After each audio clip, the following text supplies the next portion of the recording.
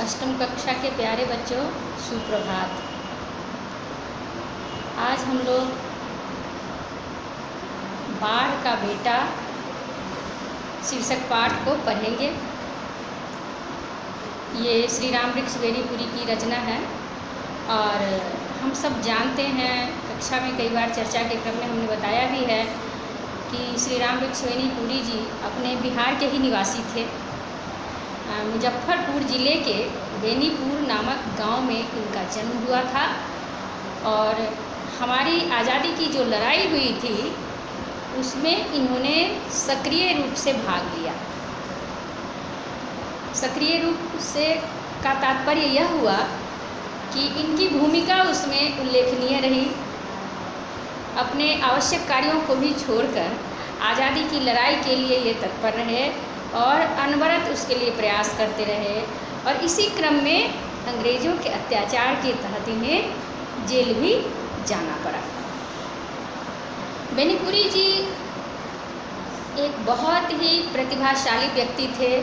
इनकी प्रतिभा बहुमुखी थी। बहुमुखी का मतलब होता है कई क्षेत्रों में, और हिंदी साहित्य की अनेकों विधाएं हैं। विधा का मतलब होता है प्रकार। तो उन विधाओं में इन्होंने अपना हर तरह से योगदान दिया है। कई प्रकार के तहत आते हैं उपन्यास, कहानी, निबंध, यात्रा वृत्तांत, संस्मरण, रेखाचित्र आदि। जब हम लोग रूबरू होंगे, आमने सामने होंगे, तो इन सब के बारे में विस्तार से चर्चा करेंगे कि कैसे यात्रा वृत्तांत क्या है, संस्मरण क्या है, रेखाचित्र क्या है। इन सब की चर्चाएं हम लोग करेंगे। लेकिन अभी मैं आपको बता रही हूँ कि इन्होंने इन सारी विधाओं में अपनी रचनाएं दी है हिंदी साहित्य जगत को। हम लोग आज इनकी एक रचना पढ़ने जा रहे हैं, बाढ़ का बेटा, जैसा कि मैंने पहले ही बताया। और लिखने की शैली इनकी ऐसी अनूठी है कि इनको हिंदी साहित्य जगत में कलम का जादूगर कह के पुकारा जाता है। यदि आपसे कोई पूछे, जीके का भी ये प्रश्न बन सकता है, यदि कोई पूछ दे आपसे कि कलम का जादूगर किसे कहा जाता है, तो आप बेधड़क बोल सकते हैं श्री राम वृक्ष बेनीपुरी को। और हमारे बिहार के हैं तो ये भी हमारे लिए गौरव की बात है ना बच्चों। अब हम आते हैं पाठ पर कि बाढ़ का क्षेत्र है एक। सुकिया और विशेषक दोनों पति पत्नी हैं और दोनों प्रेम से रह रहे हैं।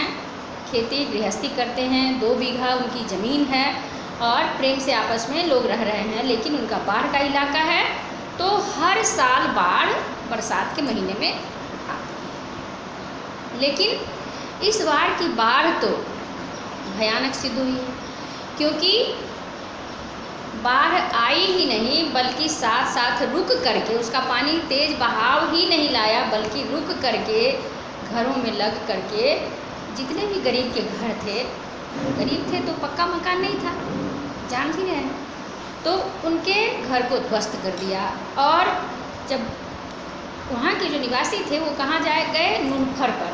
नुनफर पर जाकर के उन्होंने शरण लिया। नुनफर का मतलब होता है गांव का एक ऊंचा जगह जहाँ पर लोग इसी आपदा की स्थिति में शरण लेते हैं, और वहीं जाकर उन्होंने शरण लिया सभी लोग।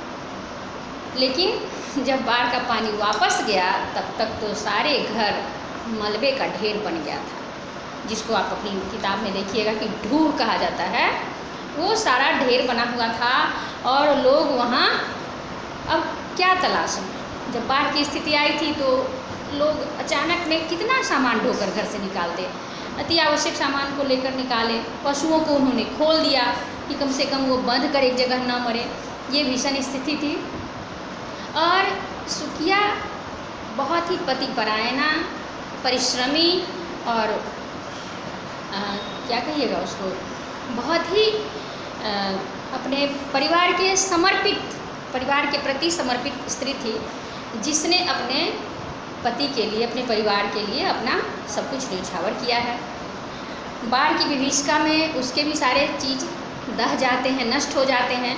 फिर भी विशेषण जो उसका पति है वह बहुत ही मेहनत के साथ, बहुत ही हिम्मत के साथ अपने घर के मलबे को हटाता है और फिर अपनी पत्नी से निवेदन करता है कि अब हम लोग नए सिरे से खेती करेंगे, बाढ़ आया, फसल दह गई तो फिर नए सिरे से धान की रोपाई करेंगे। इसी महीने में, बाढ़ के महीने में ही धान की रोपाई होती है और संयोगवश अभी धान रोपाई लगभग समाप्ति की कगार पर है। जो देहाती क्षेत्र से थोड़े भी जुड़े होंगे बच्चे, उनको पता होगा कि कैसे अभी धान की रोपाई लगभग समाप्ति पर है। और इस पाठ में लेखक ने, बेनीपुरी जी ने एक चीज़ और बताया है कि विशेषर के जो दादाजी थे प्रयाग साहनी, वो बड़े ही सिद्धहस्त मल्लाह थे। मल्लाह मछली के पकड़ने वाले की एक प्रजाति होती है, आप सबको पता होगा इसका। और चूँकि बाढ़ का इलाका है तो वहाँ पानी की अधिकता होगी, मछलियाँ भी आएंगी ही बाढ़ में। तो विशेषर के दादाजी प्रयाग साहनी ने अपने जीवन काल में विशेषर को जाल फेंकना, मछली पकड़ना, जाल तागना, जाल फेंकने की क्या कला होती है, कैसे उसको गोलाई में फेंका जाता है ताकि उसमें मछलियाँ आबद्ध हो जाएं और कहीं इधर उधर ना जाए, ये सब कुछ उन्होंने बड़े ही तरीके से सिखाया था। और विशेषर भी इन सब कार्यों में सिद्धहस्त हो गया था। इन सब वजहों से उसे कठिनाई नहीं होती है। उसके दादाजी बताते थे कि बाढ़ से घबराना नहीं बच्चे, यह तो प्रकृति की एक कृपा है। अगर बाढ़ आता है तो साथ में ढेर सारी मछलियाँ भी लाता है और उपजाऊ मिट्टी भी, और उस उपजाऊ मिट्टी की वजह से हमारे खेत जो है उर्वर हो जाते हैं, अर्थात उपजाऊ हो जाते हैं और हमारी फसलें नए रूप में लहलहाते हुए अधिक उपज देती है। बाढ़ की विभीषिका का अंत होता है और विशेषर पुनः क्या करता है, जब उसके पास कुछ बचता नहीं है तो पत्नी की जो एक थाती है, हंसुली बोलते हैं, गले में पहनने का एक आभूषण होता है, उसको हंसुली बोलते हैं। अब लोग कम पहनते हैं, बल्कि नहीं पहनते हैं, लेकिन उस समय लोग हंसुली पहनते ही थे। मतलब स्त्रियां गले में हंसुली धारण करती ही थी, चाहे वो सोने का हो या चांदी का हो या किसी अन्य धातु का बना हुआ हो, लेकिन वो धारण करती थी। और सुकिया के पास भी एक हंसुली है जिसको विशेषर बड़ी विनम्रता से अपनी पत्नी से मांगता है और कहता है कि सुकिया ये हंसुली मुझे दे दे, मैं इससे बीज खरीद कर लाऊंगा और नया हंसुली तुझे बनवा कर दूंगा जब मैं फसल बेचूंगा। तो सुकिया दे देती है और अंत में विशेषर उससे बीज खरीद कर लाता है, धान का फिर बिचरा तैयार करता है, रोपता है। और बाढ़ के समय में आप सबको पता होगा कि सरकार की तरफ से राहत बांटा जाता है। वो राहत बांटने के सिलसिले में सरकार का जब लोग आता है तो अपनी पत्नी को मना करता है कि नहीं, हमें ये राहत नहीं लेनी है, हमें अपने बाहुबल पर, अपने मेहनत पर, अपनी भुजाओं पर भरोसा करना है और वो राहत की चीज़ें हमें नहीं लेनी। हम मेहनत करेंगे तो हमें उसका सुफल अवश्य मिलेगा। और इसी क्रम में हेलीकॉप्टर गुजर जाता है, दूसरे लोग राहत लेने जाते हैं, लेकिन सुकिया और विशेषर उस बाढ़ राहत यानी रिलीफ को नहीं कबूल करते हैं। कुल मिलाकर हम देखते हैं कि पूरे पाठ में श्री बेनीपुरी जी ने सरकारी रोटी को नहीं कबूलने की बात कही है और उन्होंने ये भी कहा है कि मुफ्त के रुपयों पर नहीं ध्यान देकर अपने मेहनत और परिश्रम की कमाई पर हमें ध्यान देना चाहिए। साथ ही हमें अपनी भुजाओं पर भरोसा करके जीना चाहिए ताकि जीवन के संग्राम में हम विजयी हो सकें, दूसरे के भरोसे न जिए और अपने मेहनत की बदौलत आगे बढ़ सकें। अर्थात आपने देखा कि बाढ़ का बेटा, यह जो शीर्षक है पाठ का, वह बिल्कुल उचित है, क्योंकि सचमुच विशेषर बाढ़ का बेटा है। वह हर कला में, बाढ़ से निपटने की हर कला में वह सिद्धहस्त है।